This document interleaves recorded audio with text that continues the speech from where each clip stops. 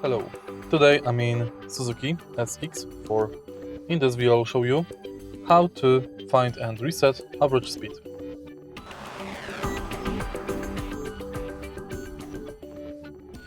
In the beginning, take a look at the instrument cluster and now press and hold this knob.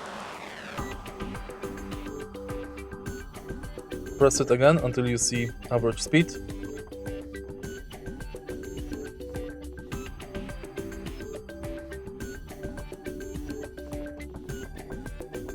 And press and hold this knob to reset it.